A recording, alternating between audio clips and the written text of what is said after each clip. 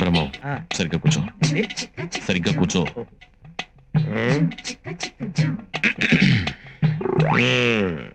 పెళ్లి కూతుర్ని పిలిపించమంటావా? పిలిపించమంటాడు బాబా, అందుకే వచ్చింది. పిలిపించు. అమ్మాయిని ఒకసారి పిలిపించండి. కూర్చోండి, పిల్ల తండ్రి నేను ఉన్నానుగా, పిలుస్తాను.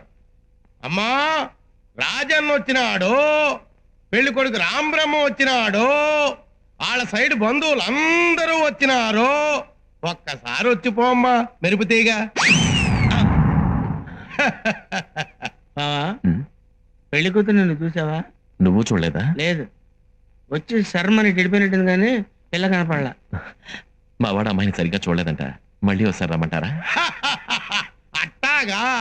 అమ్మా, రాజన్న వచ్చినాడు, పెళ్లి కొడుకు రాంబ్రహ్మ వచ్చినాడు, వాళ్ళ సైడ్ బంధువులు అందరూ వచ్చినారు.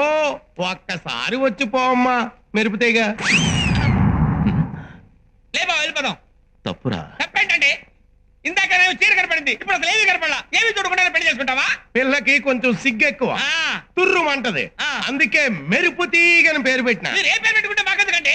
పెళ్లి చూపులు అన్న తర్వాత ఆ పిల్ల ఎదురుగా కూర్చొని నేను కూర్చొని లుక్స్ మాత్రం మాట్లాడుకోవాలి కదా. అసలు మేము పెళ్లి చూపులకు వచ్చావా, మొన్న మీట్లో పరుగు పందెం చుట్టానికి వచ్చావా? రేయ్ బ్రహ్మం, అరవకు.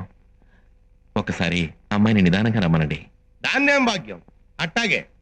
అమ్మా మెరుపు తీగ, రాజన్న వచ్చినాడు, పెళ్లి కొడుకు రాంబ్రహ్మ వచ్చినాడు, వాళ్ళ సైడ్ బంధువులు రాంబ్రహ్మ వచ్చినాడు, పెళ్లి కొడుకు చచ్చినాడు, బంధువులంతా చచ్చినారు అని ఓ దీర్ఘాలు తీసి ప్రాణాలు తోడేస్తున్నావు కదా. ఆ పెళ్లి కూతురి ఒకసారి చూపిస్తావు. అమ్మాయిని కాస్త కాఫీ తీసుకురమ్మని చెప్పండి. అట్టాగా. అట్టాగే. కాఫీ తీసుకురా అమ్మా మెరుపు తీగ. కాఫీ. నాకు అలవాట్లేదమ్మా. కాఫీ.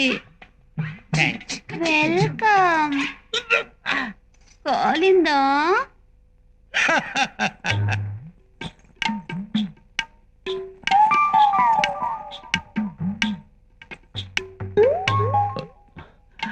పెళ్లి కొడుకు ఇతనమ్మా, బాగా చూసుకో.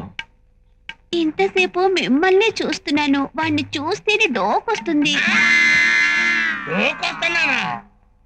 ఈ జన్మలో నాకు పెళ్లి కాదయ్యో.